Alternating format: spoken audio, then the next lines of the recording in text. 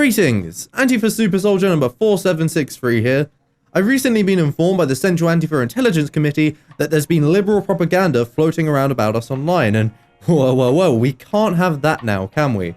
So I've been left with no choice but to engage myself in reasoned, rational debates and deconstruct their arguments. So that's what we're going to be doing here today. Hey, there's no way I'm wearing that all video. How the fuck do they run around with that shit all day? Alright, how we doing, guys? Right, so let's begin with some context. Now, recently a lot of people have been picking up on this new wave of what could arguably be labeled as a red scare washing over YouTube.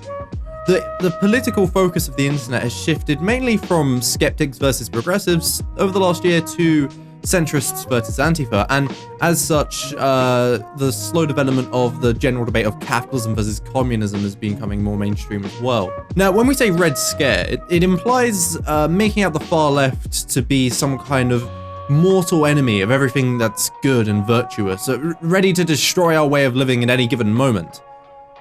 And for this reason, I personally think that the label is very apt, and I'm going to be using this video that Sargon of Akkad made as an example of this. In the video, Sargon goes through a comic that compares Antifa to fascists, and is made by the openly communist Existential Comics, because who isn't into philosophy and doesn't think that communism is inevitable?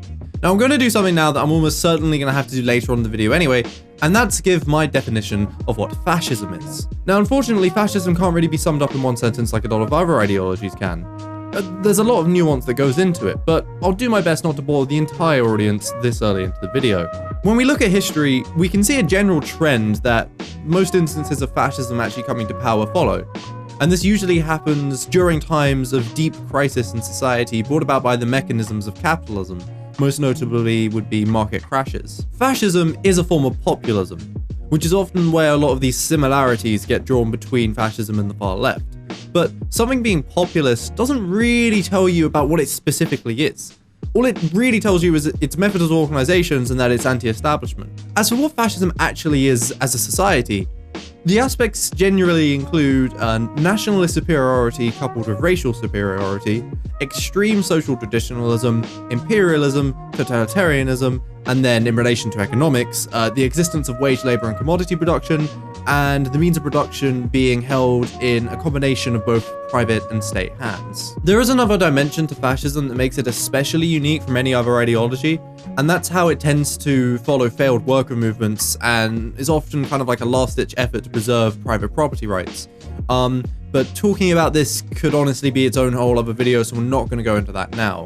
So that's mine and generally the left's analysis of what fascism is. So what about Sargon's? Well, he doesn't really have one. He tends to use an unspoken, assumed definition of what fascism is, based on the common knowledge of his audience, you know, like the rationals that they all are. The most detailed explanation you'll get out of Sargon as to what fascism actually is some kind of vague explanation as to how it's, you know, forcing your policies onto people through violence or something, and, you know, that kind of makes the state we live under today fascism, but whatever. I don't think this is down to general ignorance. I actually think it's kind of intentional that he never really pins down what fascism is, because for doing this, coupled with some mental gymnastics that we'll see in this video, it allows him to, with his sleight of hand, paint Antifa and fascism as the exact same thing, while completely ignoring the nuances as to what makes these two groups so completely different. Now, some of you may consider it a bit unfair that I'm painting what could very well be just Sargon's natural thought process into an intentional distortion of reality, but I think as we go through this video, you'll see where I'm coming from with this. I was forwarded a viral tweet by a website called Existential Comics. Existential Comics is a philosophy-based comedy website satirizing interesting philosophers from history. The webcomic is run by Corey Moeller, and his comics are often quite nuanced and intellectually stimulating, which is what made this comic so surprising. When I see a critique this biased in favour of one side over another, I am compelled to address the failings in the argument, because this comic was incredibly biased. Let's start at the beginning. The flags. Being generous, one could call the alt-right fascists, despite any lack of coherent economic doctrine emanating from within it, and when paired with anti-fascists, it becomes a natural choice. However, it makes the anti-fascists sound ideologically neutral, which they are most certainly not. Antifa members want to end private property to erase class distinctions, and live in a stateless, borderless society. They can be described with a high degree of accuracy as desiring Marx's proposed end state of communism, and this is obscured by calling them anti-fascist. So Sargon goes through this comic row by row, correcting the points made, but before he actually even gets to the meat of it, he feels the need to mess around with the flags a bit. Now, he's correct in that the actual Nazi flag in use is maybe a bit too specific, and personally I would have just gone with a fascist instead. But then he does the exact same thing to Antifa by replacing their flag with a USSR flag. Well, what's wrong with this? Firstly, Sargon seems to be asserting that everybody in Antifa is automatically a communist. Now, while Antifa definitely attracts a lot of far-left people by its very nature, it has no official political ideology because Antifa isn't an organization. Anyone is able to take up the Antifa flag to fight fascism. Kind of similar how Anonymous would function with online hacking. I mean, just go into Twitter right now and search Antifa, and you'll find more accounts pretending to be Antifa than actual people involved with Antifa, if you don't believe me. As such, a liberal, or hell, even a conservative if they so wish, would be just as justified in taking up the Antifa flag to fight fascism on the streets as a Marxist or an anarchist. Of course, despite this, Antifa is still largely made up of left-wingers, but that's besides the point. The point is that Sargon is removing any notion of nuance from this concept by boxing Antifa into a very specific definition of communism in order to set them up as a specific ideology with concrete ideals that he can then attack, which is something that Antifa doesn't otherwise have. And if he doesn't do this, a lot of the following points he makes kind of fall apart because he just keeps referring to Marxism specifically. So I think when your arguments requiring you distorting reality in order to work, it kind of speaks to how good those arguments even are. Funnily enough even, the fact that Antifa as a group doesn't intend to change society in any radical way, but rather try and preserve the core foundations of liberalism, is something that genuine communists have criticized Antifa since its conception in the 1920s. For example, a prominent Italian communist named Armando Bordiga went as far to say the worst product of fascism is anti-fascism. And that's a communist saying that. The general argument is that as Antifa intend to preserve liberal democracy from fascism, while liberal democracy is what's creating fascism to begin with, this ultimately aids fascism, and that it should instead devote all its manpower and focus onto building a communist movement to radically change society from the foundations. Now, whether or not this argument makes any sense or not is for another video, but the point here is to highlight how disingenuous it is to make communism and Antifa out to be just interchangeable concepts.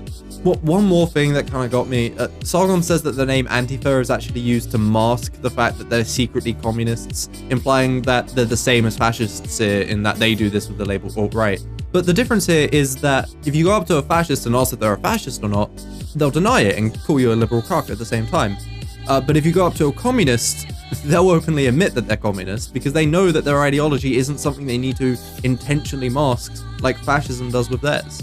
And it just really annoys me that Sargon would try and make the left out to be the same here as doing that, because they're just not. Communists are as bad as fascists in every way relevant to a liberal or conservative ideological perspective. Corey continues this deliberate imbalance with the first category, stated political goal.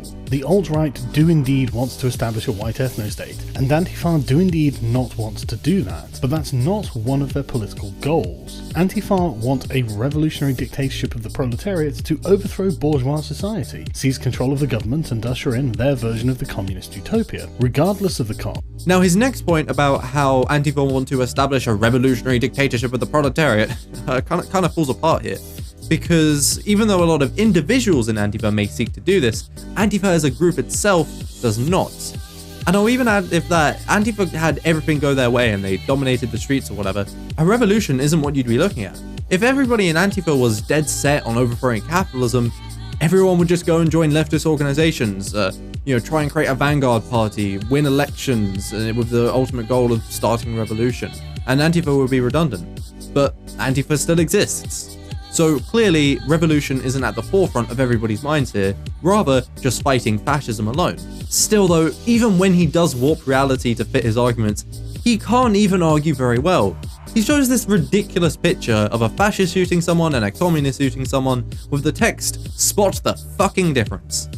Sargon, can you tell me what this is? That's some French liberals having just overthrown feudalism, executing the monarchy and general dissenters. And as you'd expect, they killed much more dissenters during the actual civil war that they fought too. So are liberals the exact same as communists and fascists now? No, of course not, because they intend to establish liberal democracy. Likewise, the fascists and communists intend to implement radically different societies too. And even the failed attempts at communism have still been radically different from implementations of fascism, before you try and pull that, oh well it turns out like fascism anyway. Even if the typical Stalinist states that you probably have in mind actually were anything like fascism, they're still the minority of actual communist experiments. Is Catalonia and the Paris Commune, were they fascism as well because they used violence? The concept that two groups can use violence but still be ideologically different is something I'd expect a 5-year-old to struggle with, not a fully grown man. The question of what to do with minorities inevitably comes down to segregation for both sides, with the alt-right actively oppressing minorities and the alt-left seeking to separate them into non-white, safe spaces for their own good because of the innate oppressive nature of white people. So next, Sargon talks about how both sides treat minorities, and of course makes them out to be the exact same thing. Now, assuming that Sargon's ridiculous strawman is actually 100% accurate here, and this is real views that most liberals hold today, he's kind of saying that liberals see white people in the same way that Nazis saw minorities, which is just absurd. I really shouldn't have to explain what's wrong with this, because when framed properly it becomes clear. The mental gymnastics in play here lead me to believe again that this is intentional on Sargon's part. Both of these sides boil down to privilege for one racial group or the other. Free speech? Absolutely not. For both sides. Again, Corey's special pleading in Antifa's favour that they only want to end free speech for Nazis is absurd. Not only is that flat out untrue, as we've seen Antifa protest and riots shut down people who are not Nazis. So with 10 weeks advance, the College Republicans and Young America's Foundation let Berkeley know that they wanted me to come on September 14th. So I spoke, by the way, at Berkeley last year, no problem. We did it with like 3 weeks in advance, no protesters, nothing. Of course, quickly to follow this is the perpetuation of the almost self-fulfilling prophecy that Antifa just label whoever they don't like fascists and proceed to attack them. This gets thrown around so much whenever Antifa are brought up that people just kind of assume it's true, when in reality it's not really what happens. The vast majority of times Antifa actually have tried to shut someone down has been against people who generally we can all agree are actual fascists and as such really shouldn't deserve a platform. This is of course not to say that Antifa have never tried to stop someone from talking who by any standard couldn't really be called a fascist, and the instance that Sargon brings up in his video here about Ben Shapiro is one of these examples. Honestly, I don't really have any excuses for it myself, other than that liberals tend to get overexcited, especially in America, and doubly especially when it's on their own campus, in a place that they feel should be theirs, and not somewhere subject for anyone to have a right to talk at. Is this right? Probably not. Is this a real problem? I'd argue no. The people who have been prevented from talking at these universities aren't actually being censored as such, they're just being deplatformed. Free speech means that government won't take action against you for views that you hold and espouse. It does not mean that you're entitled to have a platform to amplify these views just because they're marginalized. I kind of do stand with Sargon a little in that outside of genuine fascism, university campuses should be a place for a variety of ideas to be discussed. If anything, just to get these liberals and leftists more used to dealing with right-wing ideas. Because Lord knows that they just can't at the moment, mostly because of these echo chambers. However, I really don't think it's the defining struggle of our age, nor do I think that genuine free speech is in any way threatened by it. If Antifa wanted to shut down free speech, they'd start organizing their own parties and try and do it through legal action. Or I don't know, maybe they'd start a petition. So while I might not agree with literally every single action that Antifa take, and again I'll remind you that Antifa is a label that literally anybody can take up, I don't think that outbalances the actual good that Antifa do in fighting genuine fascism. And when it comes to the question of what will happen to the dissenters, Corey is surprisingly generous to the fascists when he thinks the fascists will jail them for being unpatriotic. At this point, he isn't even trying to argue Antifa's case, however, and leaves the question unanswered by simply repeating the credo, "We just don't want the Nazis to come back, you guys," but fails to include the qualifier, "by any means necessary," and certainly avoids letting people know that liberals get the bullets too. Now the point about dissenters isn't really applicable to Antifa when you've realised they're not synonymous with communism. But, just for fun, we'll deal with the point presented anyway. Now fascists, in their ideal society, would intend to seek out and either execute or imprison any dissenters against the state, both during their rise to power and after it. Communists, on the other hand, would only ever use force against active dissenters, and there's a difference here. In fact, using force against active dissenters is more or less what the state under today does. If you try and go into the streets and overthrow the state, you're a dissenter, and the state will crush you and put you in prison, or in some countries execute you for treason. The idea of shutting down people who intend to destroy you is not some kind of totalitarian Orwellian concept that only the most extreme ideologies would ever even do, because it happens every day in regular society right now. So, under communism, the random person who just doesn't agree with communism, either during the revolution or after, is of no concern, because they don't actually do anything. And again, it's the exact same way on how things work today.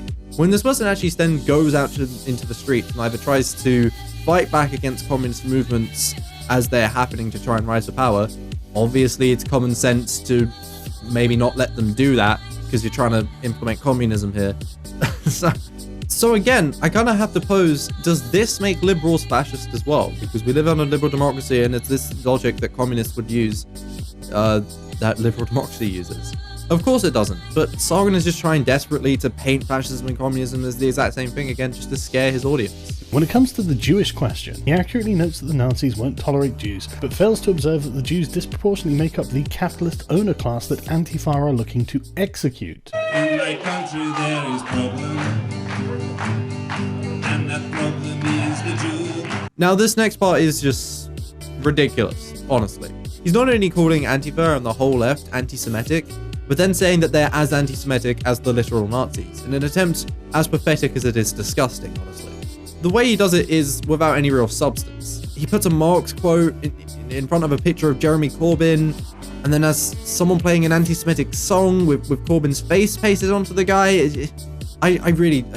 The only 2 points in this whole spectacle that could even be considered actual arguments are the articles that fly across the screen, which, by the way, the majority have nothing to do with Antifa, but are rather allegations against Jeremy Corbyn. And the point that Sargon makes, that because communists are against the rich and the Jews are, like, the rich are mostly Jewish, this somehow makes communists anti-Semitic. What's great about this is that this is something that actual neo-Nazis will try and tell communists to convince them that the Jews are something that needs to be fought against. So it's just brilliant to see Sargon spreading that mantra as well. But anyway, what it misses is that the left actually don't give a fuck if these people are Jewish or not. They will be as subjects to being fought against whether or not they're Jewish or, say, black trans women. And any leftist that disagrees with this isn't really a leftist. I mean, I thought communism was something that was full of Jewish people anyway, or at least run by a Jewish conspiracy or something.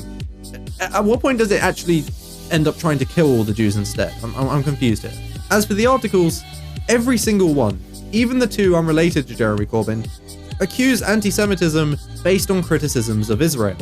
You see, I would have expected someone like Sargon to be first in line to point out how criticizing the nation of Israel doesn't make you an anti-Semite, but apparently not when it comes to the left, and perhaps that's because of this ridiculous narrative that he's trying to build. Just to reiterate, in case anyone's confused though, the far left don't like Israel because it's an oppressive nation. The far right don't like Jewish people because they're Jewish. Oh, and there's also this random Mark quote that he threw in there from On the Jewish Question, which is supposedly anti-Semitic. All I'll say to that is, I mean, yeah, Marx was racist and sexist and probably a bunch of other stuff too, like 150 years ago. But Sargon, I mean, you go around telling everyone to read Rousseau and Locke, but they were probably racist and sexist too. But you still recommend them because you think their ideas are good regardless of this, and that they're 2 separate things, right? So again, why does the same not apply when it comes to Marx? And so it should come as no surprise that both sides end up using a red and black flag, because both sides embody the exact same set of principles. Red for socialism, black for totalitarianism. For this last part, I really just don't know how to express my shock at how bad it is. Like, literally, I have no idea. I can't stress enough just how ridiculous this is. So all I'll do is I'll just give you a picture here of a video Sargon made at the beginning of the year of him actually understanding the concepts of anarchist flags rather well by his standard, but I guess he's just forgotten about that now.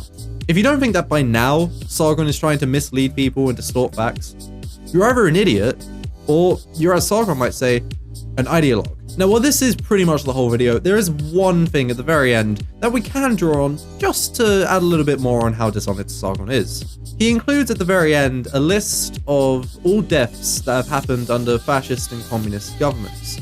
The only principle on which the fascists and anti-fascists really differ is on the question of nationalism. The fascists are in favour, the anti-fascists are against. Otherwise, they are both oppressive, collectivist ideologies that operate through groupthink with a historical track record that puts them in competition only with each other and the Black Death as the worst things to have ever happened to mankind. Because of course, you know, as you've established, they're the same thing and they can be lumped together like that, but that's not the point. What's funny about this is the source. These numbers come from a professor named R.J. Rumel of the University of Hawaii, and he's very well known for inflating these matters into percentages into the thousands for no good reason, and this isn't even hyperbole. I'll leave a link in the description if any of you are curious for going over this, but the point here is that Sargon and his viewers just don't care about the validity of their facts when it comes to these matters. Because the thing is, you can very easily find valid sources that actually do give accurate numbers on death tolls under both fascism and communism. And you know, I'm no Stalinist or whatever, okay? I admit that bad shit, like intentionally and unintentionally, a lot of murders happened under these states, right? It's not hard. It's just not hard to find these numbers and statistics to do this, but instead you just have to go the extra mile and you have to get the most out there number that you possibly can just to push home on this narrative and create this sense of fear as much as possible, and you end up just ruining your intellectual integrity altogether. But I don't really think he cares enough to give decent sources backing up his points here, and I don't really think his viewers care either. And really, what can you say to that? But anyway, guys, I hope you enjoyed the video. Leave a comment if you did, telling me what you thought, all that stuff.